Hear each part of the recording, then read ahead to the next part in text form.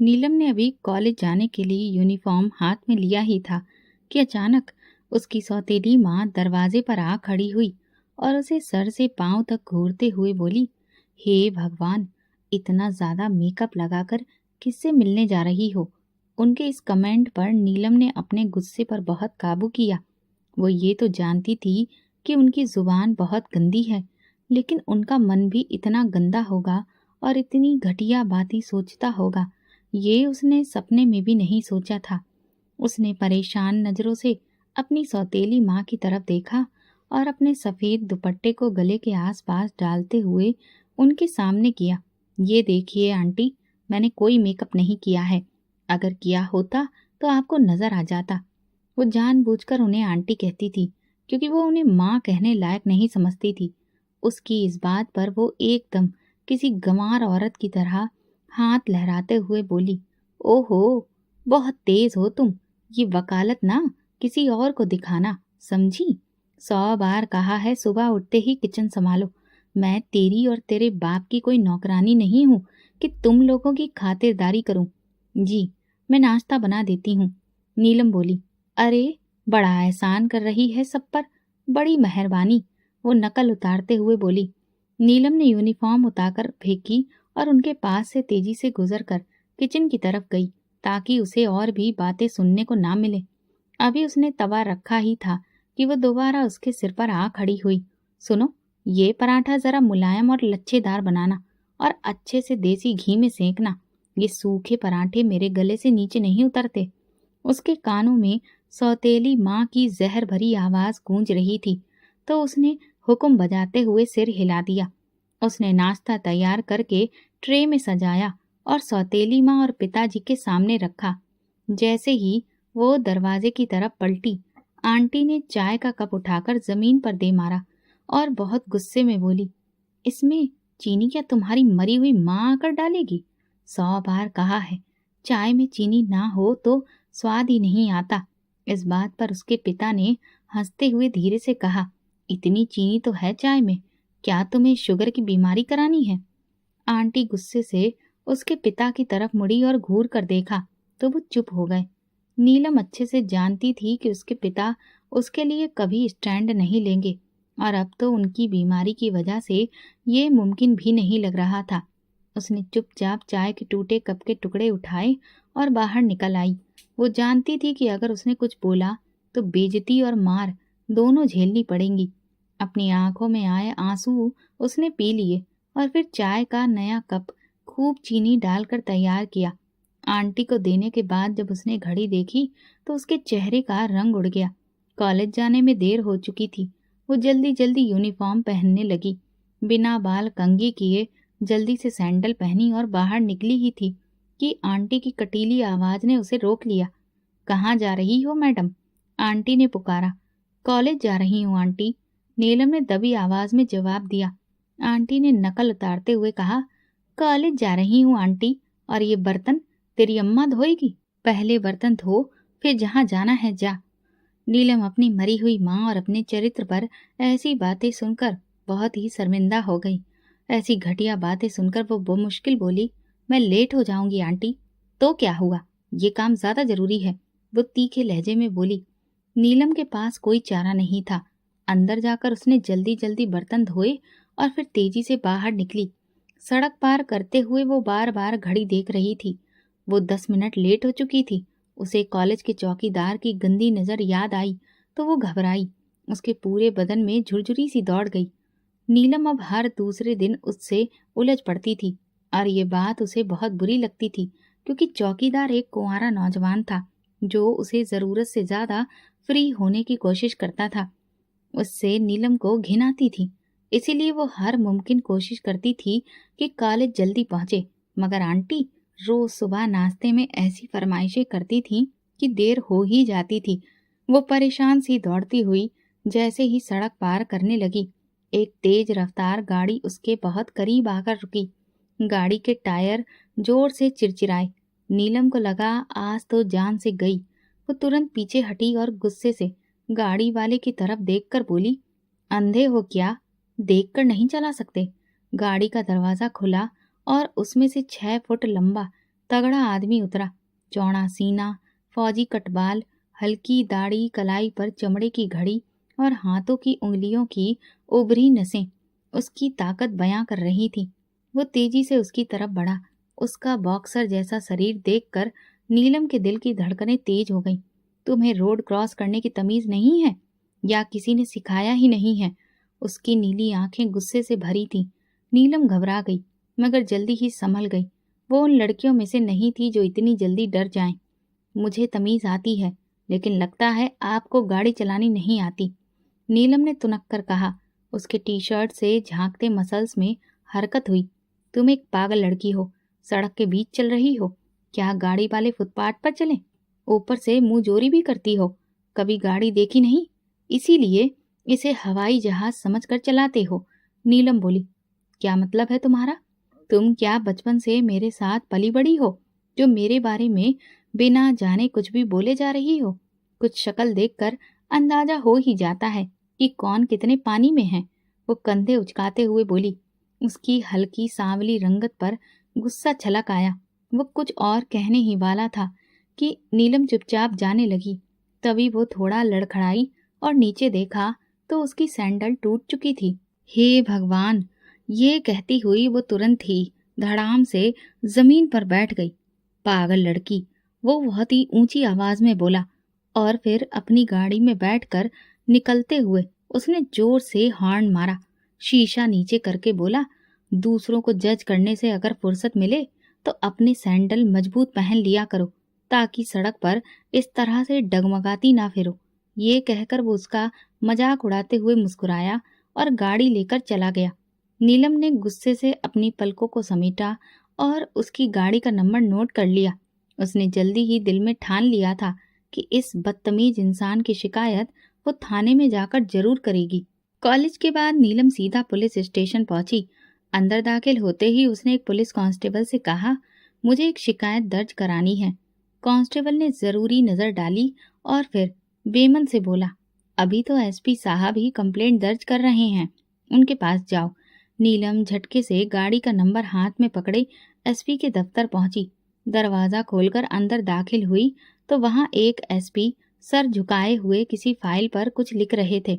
सीने पर लगी नेम प्लेट पर उसका नाम सिद्धार्थ दर्ज था। वो गुस्से में बोली, सर, मुझे एक क्रिमिनल की शिकायत दर्ज करानी है। उसने आज सुबह मुझे जानबूझकर टक्कर मारी। नीलम ने गुस्से से कहा। एसपी सिद्धार्थ ने जैसे ही धीरे धीरे सिर उठाया, नीलम की नजरें उसके चेहरे पर पड़ी तो उसका चेहरा सफेद पड़ गया। वो वही इंसान था, वही बदतमीज आदमी जिससे उसकी सुबह झड़प हुई थी। एसपी सिद्धार्थ ने सख्त नजरों से नीलम को देखा, बॉल पेन मेज पर पटका और कमर कुर्सी से लगाते हुए बोला, तो वो आदमी बदतमीज और क्रिमिनल है? कोई क्रिमिनल रिकॉर्ड बता सकती हैं उसका? मुझे बहुत खुशी होगी उस पर एफआईआर दर्ज करके। नीलम घबरा गई, जल्दी में कुछ ज्यादा बोल गई थी, वो भी उसी के लिए जो कि सामने ही बैठा था। वो बस टक्कर हुई थी, नीलम ने घबराकर कहा। सिद्धार्थ ने तंजिया मुस्कान लबों पर सजाते हुए कहा, तो क्या सिर्फ टक्कर से कोई क्रिमिनल बन जाता है? तुमने तो बहुत बड़ा इल्जाम लगा दिया। नहीं नहीं, टक्कर नहीं हुई थी, कुछ भी नहीं हुआ था, मैं चलती हूँ। वो जैसे ही खड़ी हुई, एसपी सिद्धार्थ सख्त नजरों से देखकर बोला, ऐसे कैसे चली जाओगी? अब तो ये बात साबित करनी पड़ेगी तुम्हें। नीलम बोल पड़ी, मुझे रिपोर्ट नहीं लिखवानी, मैं जा रही हूँ। जैसे ही वो जाने लगी, सिद्धार्थ ने सख्त लहजे में कहा, बैठो। नीलम के कदम वहीं रुक गए। उसी पल दरवाजा खुला और एक सीनियर अफसर अंदर दाखिल हुआ। एसपी सिद्धार्थ ने फौरन उठकर उन्हें सलाम किया। अफसर ने नीलम की तरफ देखा। क्या बात है बेटा, क्या प्रॉब्लम है? नीलम घबरा गई। मुझे कंप्लेंट करनी थी, लेकिन अब नहीं करनी, अफसर ने नरमी से कहा। बेटा, अगर कोई प्रॉब्लम है तो बेफिक्र होकर बताओ। एसपी सिद्धार्थ हमारे मेहनती और काबिले तारीफ अफसर हैं, ये तुम्हारी मदद करेंगे। फिर वो सिद्धार्थ की तरफ मुड़कर बोले, इन्हें चाय पानी पिलाओ और इनकी रिपोर्ट दर्ज करो। इस तरह से लोगों का हम पर भरोसा और बढ़ेगा। ये बच्ची बिल्कुल अकेली आई है तो इसे हम पर भरोसा है, लिहाजा इसका भरोसा यूं ही कायम रहना चाहिए, ताकि हमारी माताएं बहनें और बेटियां जब भी कोई परेशानी फेस करें, वो पूरे भरोसे के साथ और बिना झिझके हमारे पास आएं और अपनी रिपोर्ट भी दर्ज करवाएं। इस पर एसपी सिद्धार्थ ने अफसर को सलाम करते हुए यकीन दिलाया, सर, मैं अभी इनकी रिपोर्ट दर्ज कर लेता हूँ। अफसर मुस्कुराकर नौजवान एसपी की तरफ देखने लगे, जो कि चंद महीने पहले ही थाने के पुराने माहौल में काफी बदलाव ला चुका था। फिर वो वहां से चले गए।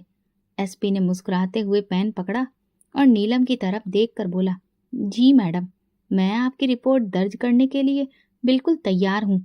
बोलिए, क्या लिखना है उस बदतमीज क्रिमिनल के लिए? नीलम उसके मुंह से निकले शब्दों को सुनकर फौरन उठ खड़ी हुई। जैसे ही वो मुड़ी, कुर्सी से टकरा गई। एसपी बहुत मुश्किल से अपनी हंसी रोक पाया, लेकिन नीलम समझ गई थी कि वो उसी पर हंसा था। ये देखकर वो और भी उलझन में पड़ गई और तेजी से वहां से निकल गई, मगर एसपी का जोरदार ठहाका उसे काफी दूर तक सुनाई दिया। वो पुलिस स्टेशन से बाहर निकली तो उसे लगा जैसे उसकी सांसें बेहाल हो गई हों। वो खुद पर हैरान भी हो रही थी और परेशान भी। क्या कर दिया उसने? इतनी हिम्मत कैसे जुटा ली पुलिस स्टेशन आने की? तो उसकी वजह उसे अब समझ आई। माँ की जिंदगी में होते हुए भी जब उसके पिता ने दूसरी शादी कर ली और उसकी सौतेली माँ ने उसका जीना मुश्किल कर दिया, घर को एक नरक बना डाला, यहाँ तक कि उसके पिता को भी उससे दूर कर दिया, तो उसे लगा कि हर बात में चुप रहकर सब कुछ सहना भी एक बहुत बड़ा जुल्म है। इसलिए उसने पहली बार पुलिस स्टेशन जाने का फैसला किया। उसे यकीन था कि वहां इंसाफ जरूर मिलेगा, मगर वहां का इंसाफ तो उसके अपने घर से भी ज्यादा बटा हुआ था। अब उसका दिल और भी ज्यादा उखड़ गया। इंसाफ तो कहीं है ही नहीं।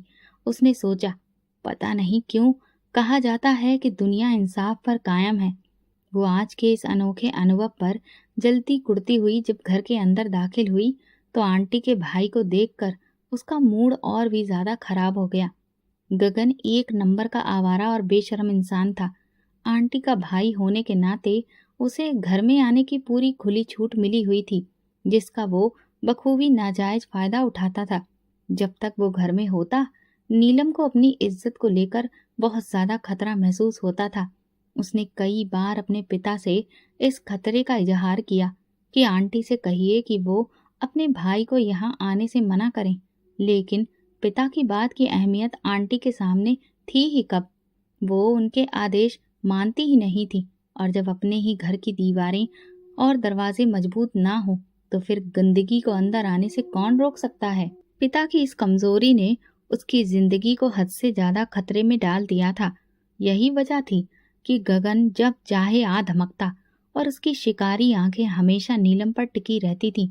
वो उसकी मौजूदगी में भी कभी अपने कमरे से बाहर नहीं निकलती थी, मगर आज अभी उसे घर में देखकर वो एकदम से चौंक गई थी। घर में बिल्कुल सन्नाटा पसरा था।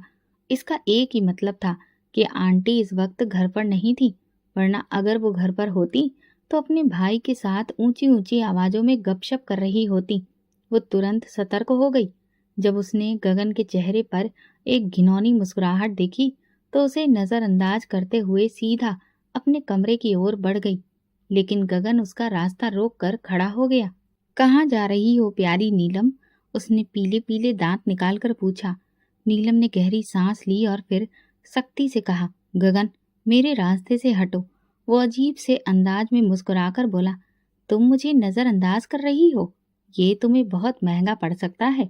नीलम ने गुस्से से उसकी तरफ देखा, मगर खुद को काबू में रखते हुए सोचा, अगर इस वक्त मैंने जुबान खोल दी तो हालात और ज्यादा बिगड़ सकते हैं, क्योंकि आंटी भी घर पर नहीं है और उसके पिता इस वक्त कुछ नहीं कर सकते। दवाइयाँ लेने के बाद वो तो गहरी नींद में सो जाते थे और फिर उन्हें दुनिया जहान की कोई होश ही नहीं रहती थी। इसलिए उसने अपना लहजा बदला और धीरे से कहा, मैं नजरअंदाज नहीं कर रही हूँ, बस मेरे सिर में दर्द है। मैं गोली ला दूं या तुम्हारा सिर दबा दूं? जो तुम आदेश करो।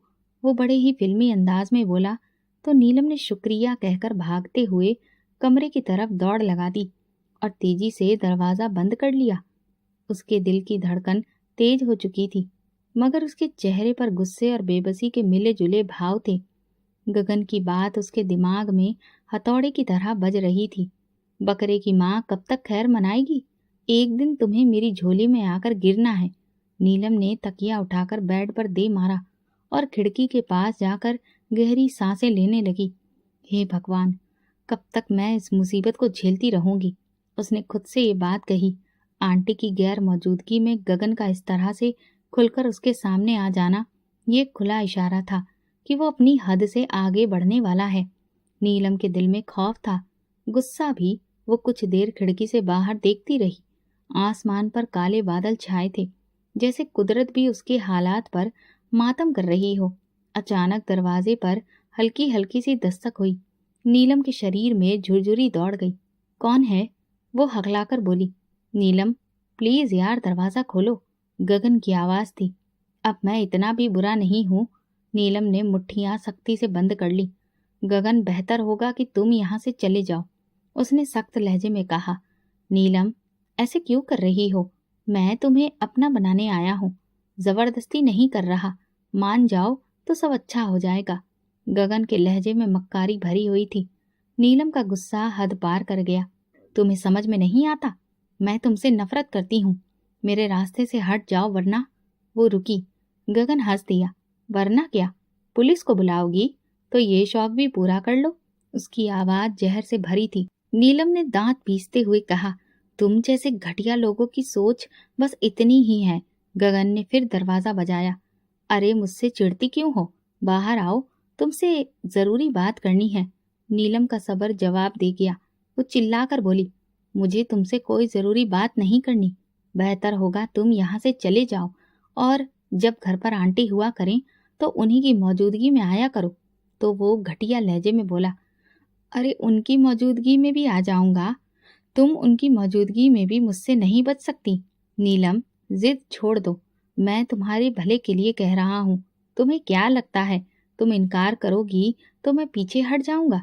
उसके लहजे में धमकी साफ झलक रही थी। नीलम ने बिना एक पल गंवाए दरवाजे को लॉक लगा दिया।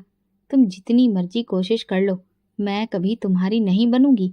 ये मेरा आखिरी फैसला है, उसने दो टूक लहजे में कहा। गगन कुछ पल खामोश रहा, फिर गुस्से से बोला, देखते हैं तुम्हारा ये फैसला कब तक कायम रहता है। फिर वो वहां से चला गया या नहीं, नीलम को नहीं पता, मगर नीलम बहुत थक चुकी थी। उसने दीवार से टेक लगा ली। उसका दिल जोर जोर से धड़क रहा था। वो जानती थी कि मामला इतनी आसानी से खत्म नहीं होने वाला। उसका सामना एक ऐसे दरिंदे से था जो अपनी बात मनवाने के लिए किसी भी हद तक जा सकता था। काश काश माँ आप जल्दी ना चली जाती। अपनी माँ को याद करते हुए उसकी आंखें आंसुओं से भर आईं। लेकिन उसने जल्दी ही अपनी किताब खोली, क्योंकि उसके मन में ये बात कहीं पर अटक गई थी कि उसकी सारी मुश्किलों का हल सिर्फ और सिर्फ पढ़ाई है। लेकिन नीलम की जिंदगी में तूफानों की कमी नहीं थी। उसके मन में एक बात अटक गई थी, वो जल्द से जल्द कॉलेज की पढ़ाई पूरी करके नौकरी कर लेगी। मगर वो नहीं जानती थी कि कॉलेज की पढ़ाई के दौरान उसकी जिंदगी किस तरह के तूफान में घिर जाएगी। एक दिन कॉलेज के फंक्शन में इलाके के एक बहुत ही मशहूर राजनेता विक्रम शेखावत को चीफ गेस्ट के तौर पर बुलाया गया था। नीलम को कार्यक्रम में मेजबानी के लिए सबसे आगे रखा गया था, मगर विक्रम शेखावत माइक पर खड़ी इस खूबसूरत सी लड़की पर फिदा हो गया। अभी प्रोग्राम जारी ही था कि विक्रम ने कॉलेज के प्रिंसिपल से उसका नाम पूछा। प्रिंसिपल एकदम से चौंक गई, क्योंकि वो विक्रम की आंखों में छुपी हुई हवस देख चुकी थी। लेकिन वो ये भी जानती थी कि अब उस लड़की को रोक नहीं सकती, क्योंकि जिस चीज पर विक्रम शेखावत की नजर पड़ जाती है उसे बर्बाद होने से कोई नहीं रोक सकता। विक्रम ने प्रिंसिपल से कहा, इस लड़की को अपने दफ्तर में बुलाइए, मुझे उससे कुछ बात करनी है। प्रिंसिपल ने नरमी से कहा, अभी तो वो प्रोग्राम ही होस्ट कर रही है, फंक्शन खत्म हो जाए तो मैं आपकी मुलाकात अरेंज करवा देती हूँ। विक्रम की आंखों में एकदम से गुस्सा आ गया और वो बढ़कर बोला, मैं कोई इतना खाली आदमी नहीं हूँ कि तुम्हारे फंक्शन के खत्म होने तक यहाँ पर बैठा रहूं। मुझे 100 काम होते हैं और जितना कहा है उतना करो। प्रिंसिपल ने जी हुजूरी करते हुए फौरन वहां से उठकर नीलम को बैक स्टेज बुलवाया और उसे अपने साथ प्रिंसिपल ऑफिस चलने को कहा। नीलम हैरान हुई, लेकिन प्रिंसिपल को इनकार करने की हिम्मत ना कर सकी और फिर उनके साथ ऑफिस पहुंची। नीलम ने हौले से पूछा, मैम सब ठीक है? प्रिंसिपल मुस्कुराते हुए बोली, तुम बहुत खुशकिस्मत हो, विक्रम शेखावत तुमसे बात करना चाहते हैं। नीलम अभी कुछ कहने ही वाली थी कि विक्रम ऑफिस में दाखिल हुआ तो वो सीधी होकर खड़ी हो गई। प्रिंसिपल ने विक्रम के इशारे पर कमरा छोड़ दिया। नीलम ने सोचा शायद ये कॉलेज के फंक्शन या फिर किसी चैरिटी वेलफेयर के मामले पर बात करना चाह रहे हैं, लेकिन जल्दी ही उसकी गलतफहमी दूर हो गई और उसे अच्छे से अंदाजा हो गया कि विक्रम का मकसद कुछ और है।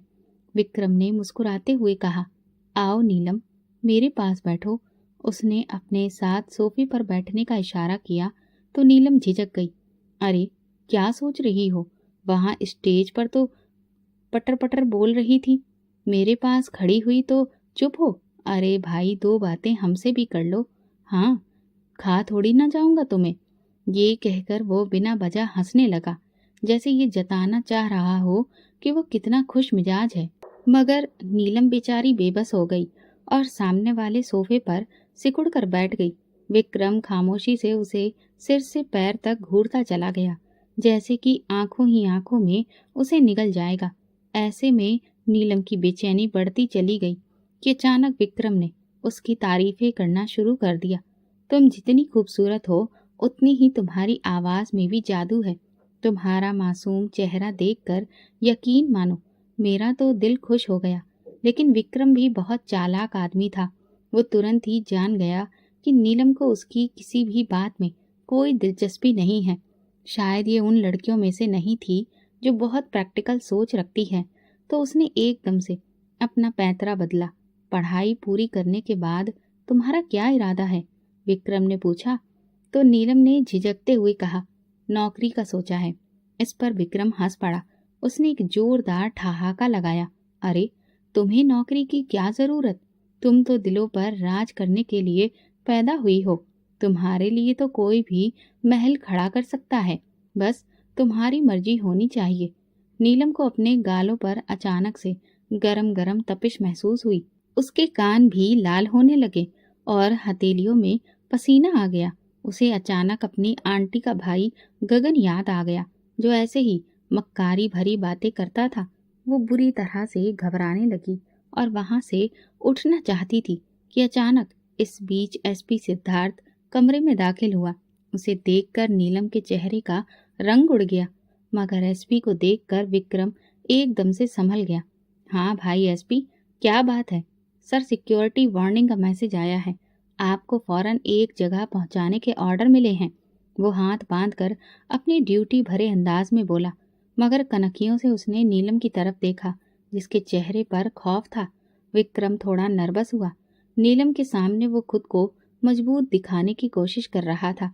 उसने एसपी से कहा, ठीक है, मैं अभी आता हूँ, आप बाहर जाएं। मगर उससे पहले कि सिद्धार्थ बाहर निकलता, नीलम फौरन खड़ी हो गई और बोली, मुझे इजाजत दीजिए। विक्रम ने अपनी जेब से विजिटिंग कार्ड निकाला और नीलम की तरफ बढ़ाया। ये लो, इस पर मेरा नंबर लिखा है, मुझे कॉल जरूर करना। नीलम ने ठंडे लहजे में कहा, मेरे पास मोबाइल नहीं है। उसके उखड़े लहजे को सिद्धार्थ ने महसूस किया और नजर उठाकर नीलम की तरफ देखा। उसे लगा जैसे ये लड़की बाकी लड़कियों से बहुत अलग है, जो किसी के स्टेटस से प्रभावित होना नहीं जानती। लेकिन विक्रम नीलम की बात सुनकर मुस्कुरा दिया। मोबाइल का इंतजाम हो जाएगा और आज ही होगा, तुम फिक्र मत करो। नीलम ने अब वहां और रुकना ठीक नहीं समझा और तुरंत ऑफिस से बाहर निकल गई। उसका दिल तेजी से धड़क रहा था, लेकिन अब की बार दिल धड़कने की वजह एसपी सिद्धार्थ था, जिसे वो दोबारा से देख गई। ये तो उसने सोचा ही नहीं था। कॉलेज का फंक्शन खत्म होते ही वो उलझे दिमाग के साथ बाहर निकली थी कि अचानक एक काले शीशे वाली गाड़ी उसके करीब आकर रुकी। दरवाजा खुला और अंदर बैठे एक यूनिफॉर्म पहने आदमी ने नरमी से कहा, मैडम, विक्रम साहब आपसे चंद मिनट बात करना चाहते हैं। नीलम एकदम पलटी। उसकी आंखों में परेशानी सी उभर आई। कौन कौन विक्रम साहब? विक्रम शेखावत के नाम पर नीलम के चेहरे पर उलझन के एक्सप्रेशन दिखने लगे। वो जानती थी कि विक्रम जरूरत से ज्यादा उसमें दिलचस्पी ले रहा है, मगर वो किसी भी हाल में उससे मिलने के लिए तैयार नहीं थी। नीलम ने सख्त लहजे में जवाब दिया, मुझे किसी से कोई बात नहीं करनी, रास्ता दीजिए। आदमी के चेहरे पर नरमी के बावजूद आंखों में एक अजीब सी धमकी झलक रही थी। ये आपकी सलामती के लिए है मैडम, आप इनकार करके हालात को अपने खिलाफ ना करें। उसकी बात सुनते ही नीलम का शरीर एकदम से लड़खड़ा गया। वो पीछे हटने ही लगी थी कि तभी किसी का भारी और सख्त लहजे में उसे आवाज सुनाई दी। क्या बात है, बिना वजह इस लड़की को यहाँ पर क्यों रोका है?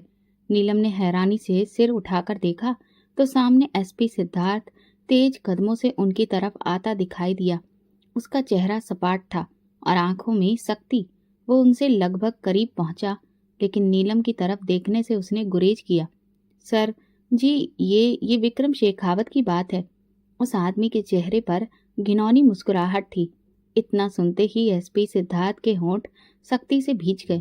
मलखान, तुम जानते हो कि इस वक्त विक्रम शेखावत की जान कितने खतरे में है।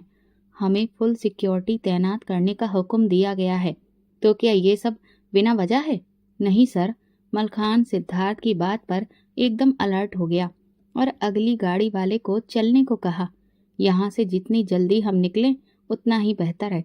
भगवान ना करे अगर कुछ हुआ तो यही विक्रम शेखावत अपनी अदाओं का जिक्र भूल जाएगा और फिर गिरेबान हमारा पकड़ेगा।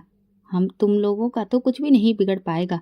मलखान ने सर हिलाया जैसे बात की तह तक पहुंच गया हो, फिर एकदम सैल्यूट करते हुए फौरन बोला, ठीक है सर, मैं बताता हूँ। वो तेजी से अगली गाड़ी की तरफ दौड़ा जहां विक्रम शेखावत की गाड़ी भी मौजूद थी। नीलम धड़कते दिल के साथ ये सब खामोशी से देख रही थी। उसकी आंखें खौफ से भरी पड़ी थी। एसपी सिद्धार्थ ने एक नजर उस पर डाली और सख्त लहजे में बोला, तुम यहाँ से जितनी जल्दी हो सके घर चली जाओ। उसकी आवाज में कोई लगाव नहीं था, जैसे कि वो आदेश दे रहा हो। नीलम ने पहली बार किसी मर्द की शक्ति को सुरक्षा के एहसास में ढलते देखा था। वो शक्ति जो उसने हमेशा नफरत और जबरदस्ती की सूरत में महसूस की थी, आज किसी रखवाले की तरह उसके आसपास खड़ी हो गई थी। उसके साए में नीलम की सांसें तेज तेज चल रही थीं और दिल बुरी तरह से धड़क रहा था। लेकिन मर्द की मौजूदगी में उसे ना तो कोई डर महसूस हो रहा था और ना ही घबराहट, बल्कि एक अजीब सा सुकून था। उस दिन जो कुछ भी सिद्धार्थ और नीलम के बीच में हुआ था वो आज से बिल्कुल अलग था।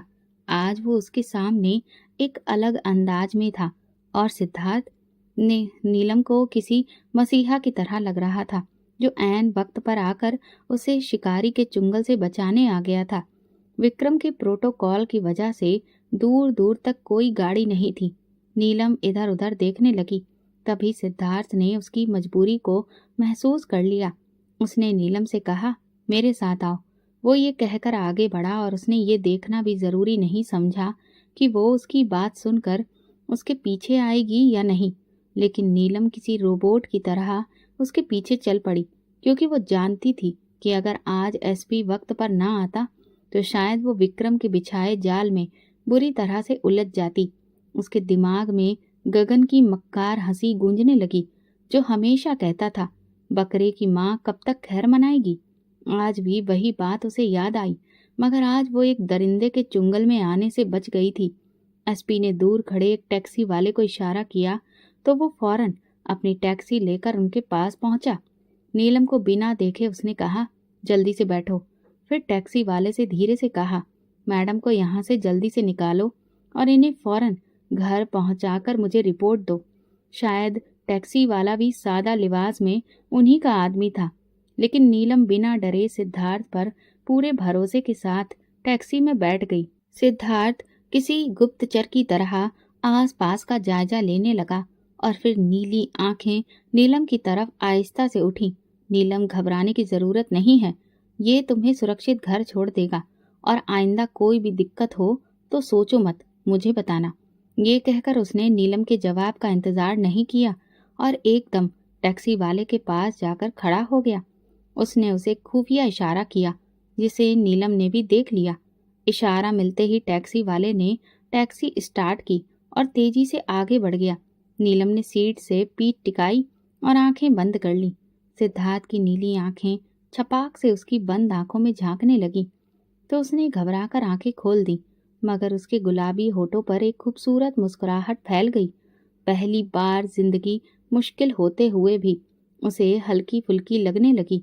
शायद ये एसपी सिद्धार्थ की शख्सियत का कमाल था, या भगवान तेरा शुक्र है तूने इस मुश्किल घड़ी में अपना एक नायक भेजा, वरना मेरे लिए तो ये एक बंद गली थी जहां मैं खड़ी थी। अगर उस वक्त एसपी ना आता तो क्या पता मुझे जबरदस्ती विक्रम की गाड़ी में बिठा दिया जाता तो फिर मेरा क्या होता। ये सोचते ही उसने एक गहरी सांस ली। आए दिन अखबारों में वो ऐसी खबरें पढ़ती रहती थी जिनमें लड़कियों के साथ गलत होता था और फिर उन्हें सड़क पर फेंक दिया जाता था। ये तो एक छोटी सी खबर होती है जो कुछ दिनों बाद पढ़ने वालों के दिल और दिमाग से उतर जाती है, लेकिन जिस पर ये बीतती है उसकी तो सारी जिंदगी ही उजड़ जाती होगी। टैक्सी जब उसके घर के पास रुकी तो वो एकदम से जैसे होश में आ गई। अपने घर को सामने देखकर उसकी आंखों में अपने आप ही आंसू आ गए और साथ ही साथ दिल में एक शुक्रगुजारी का जज्बा भी पैदा हुआ कि वो इज्जत, शर्म और पर्दे के साथ अपने घर लौट आई। उसने अपना बैग खोलकर उसमें से पैसे निकाल ही रही थी कि टैक्सी वाले ने कहा, एसपी साहब पैसे दे चुके हैं, और ये कहकर उसने टैक्सी आगे बढ़ा दी तो नीलम ने पैसे अपनी मुट्ठी में बंद कर लिए और घर के अंदर दाखिल हो गई। नीलम जैसे ही घर पहुंची, आंटी ने फौरन उस पर सवालों की बौछार कर दी। ये आज टैक्सी में क्यों आई हो और टैक्सी वाले से क्या बातें कर रही थी? नीलम ने थका हारा सा जवाब दिया, आज कॉलेज रोड की तरफ से हड़ताल थी तो इसीलिए रिक्शा की जगह टैक्सी ले ली। उसका दिल चाहा कि वो सच सच बता दे, लेकिन उसने खामोश रहना ही ठीक समझा। आंटी ने फिर से एक जहरीली मुस्कुराहट के साथ कहा, अच्छा, लेकिन ख्याल रखना कहीं किसी टैक्सी वाले के साथ घुलना मिलना ना हो जाए। नीलम ने गुस्से से उनकी तरफ देखा और खामोश रही। अचानक दरवाजे पर दस्तक हुई तो आंटी ने एकदम से जाकर दरवाजा खोला। सामने एक शख्स खड़ा था, हाथ में खूबसूरत गिफ्ट का बैग पकड़े हुए। नीलम मैडम घर पहुंच गई हैं, उसने सवाल किया।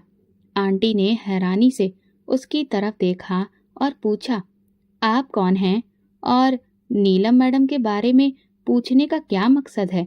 ये नीलम मैडम के लिए है, विक्रम साहब ने भिजवाया है, उस आदमी ने जवाब दिया। विक्रम साहब? आंटी ने हैरानी से कहा, ये कौन है? आपसे गुजारिश है ये नीलम जी तक पहुंचा दीजिए, वो अच्छी तरह उन्हें जानती हैं, उस आदमी ने जवाब दिया। नीलम ने दरवाजे के पीछे से ये सब सुना था। उसका दिल बुरी तरह से धड़कने लगा।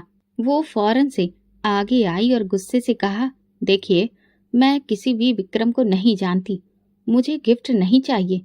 बेहतर होगा आप ये वापस ले जाएं और उन्हें बताएं कि दोबारा इस तरह की कोई चीज हमारे घर ना भेजें। लेकिन एकदम से आंटी ने उस आदमी के हाथ से वो गिफ्ट झपट लिया तो वो आदमी मुस्कुराता हुआ वहां से चला गया। नीलम को आंटी की इस हरकत पर बहुत गुस्सा आया और वो उन पर बिगड़ गई। क्या जरूरत थी आपको ये गिफ्ट लेने की? लेकिन आंटी नीलम की बात अनसुनी करते हुए गिफ्ट का पैकेट खोल रही थी और जैसे ही उनकी नजर मोबाइल पर पड़ी तो उनकी आंखें बड़ी बड़ी फैल गईं। अरे, ये कितना महंगा मोबाइल है, लगता है किसी बहुत ही अमीर आदमी ने भिजवाया है। अरे वाह, तुमने तो काफी ऊंचा हाथ मारा है लड़की। उनकी बात सुनकर नीलम सिर हिलाते हुए बोली, कभी तो सोच समझकर बोला करिए आंटी, क्या बाजारी जुबान इस्तेमाल करती रहती हैं आप?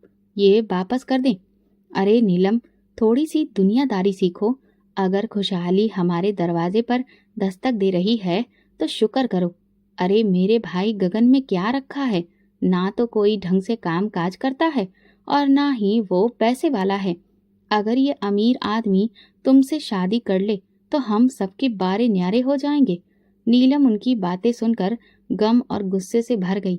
वो उन्हें जताना चाहती थी कि ना तो उसे गगन में कोई दिलचस्पी है और ना ही विक्रम में, लेकिन वो जानती थी कि ये बातें इस लालची औरत को समझाने का कोई फायदा नहीं। वो अपने कमरे में आ गई। अचानक मोबाइल की रिंगटोन बजी। आंटी ने फौरन मोबाइल उठाया और कॉल कान से लगाई। दूसरी तरफ विक्रम की खुशी से भरी आवाज गूंजी तो आंटी एकदम से इठलाकर बोली, मैं नीलम की माँ बात कर रही हूँ। थोड़ी देर बाद वो एकदम खुश होकर बोली, आप हमारे घर आना चाहते हैं? जरूर विक्रम साहब, आपका अपना ही घर है, जब चाहे आ जाइए। आज शाम भी आ सकते हैं, हम आपका बेसब्री से इंतजार करेंगे। ये सुनकर नीलम का दिल घबराने लगा। आंटी ने ये बात इतनी बेपरवाही से कह दी थी कि नीलम ने तुरंत इशारों से मना किया, मगर आंटी ने उसकी एक नहीं सुनी। ठीक है विक्रम साहब, आप कल आ जाइए, हम आपका इंतजार करेंगे। ये कहकर आंटी ने फोन बंद कर दिया। नीलम का दिल तेजी से धड़कने लगा। उसने अपना सर पकड़कर कहा, अब क्या होगा? उसे ये समझ नहीं आ रहा था कि वो इस मुसीबत से कैसे निकले। आंटी ने विक्रम को दावत दे दी थी और अब वो यकीनन आएगा। ये सोचकर ही नीलम का दिल बैठा जा रहा था। नीलम की आंखों के सामने विक्रम का वो घिनौना चेहरा और उसकी आंखों में बसी हुई हवस की झलक बार बार सामने आ रही थी। काश उसकी किसी सहेली का घर होता तो वो इस दौरान उसके घर चली जाती। वो सोच सोच कर पागल सी हो रही थी कि आखिर अब क्या करे, कहाँ जाए। उसके सामने दो ही सवाल खड़े थे जिनका जवाब उसके पास मौजूद नहीं था। वो परेशान होकर अपने कमरे में चली गई और परेशानी में टहलने लगी।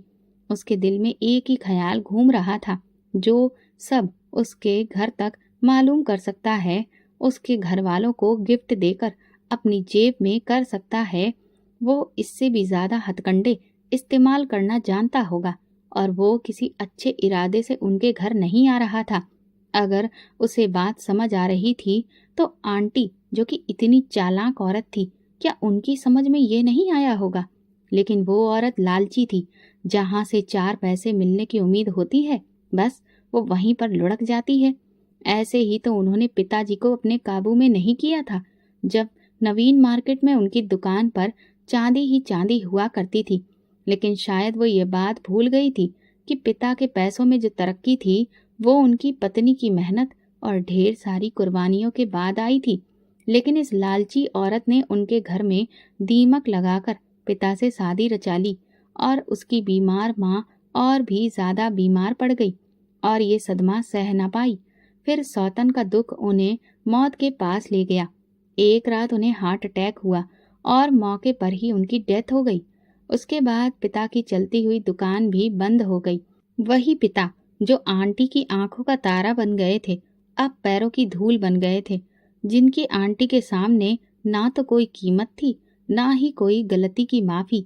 अब उसके पिता बीमार भी रहने लगे थे, लिहाजा उनका जोर आंटी जैसी मुंहजोर औरत पर नहीं चलता था।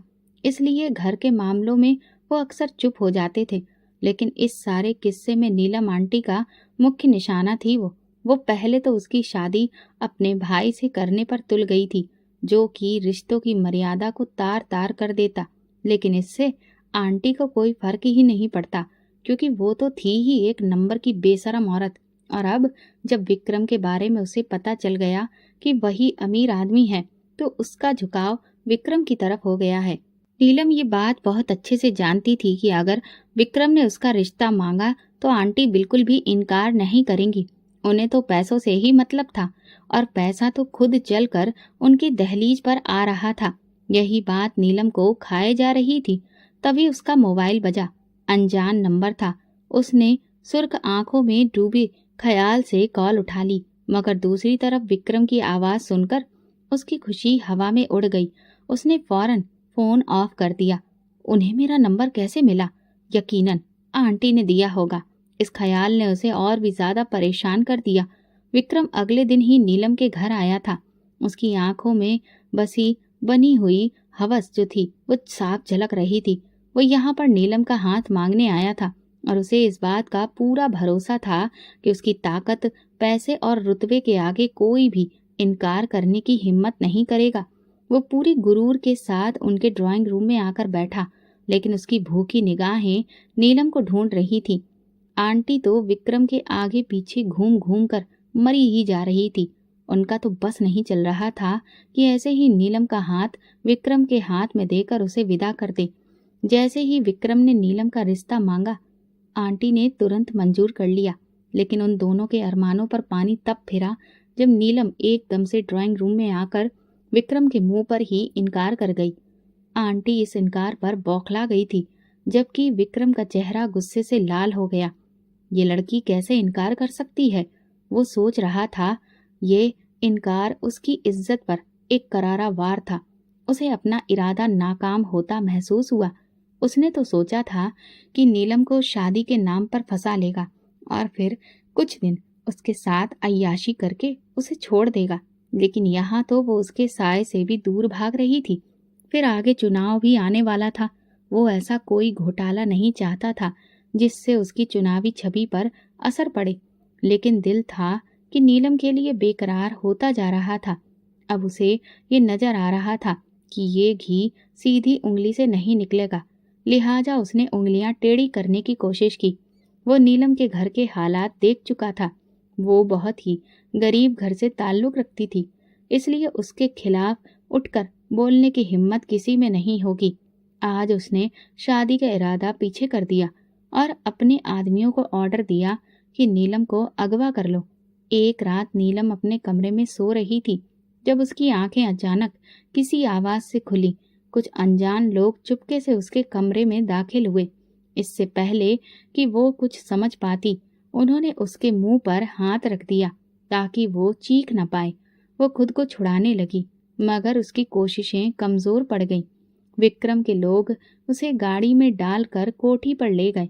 घबराहट और डर की शिद्दत से उसका दिल फटा जा रहा था। वो बुरी तरह से सिहरने लगी। तभी वहां ड्यूटी पर मौजूद एसपी सिद्धार्थ के कान खड़े हो गए।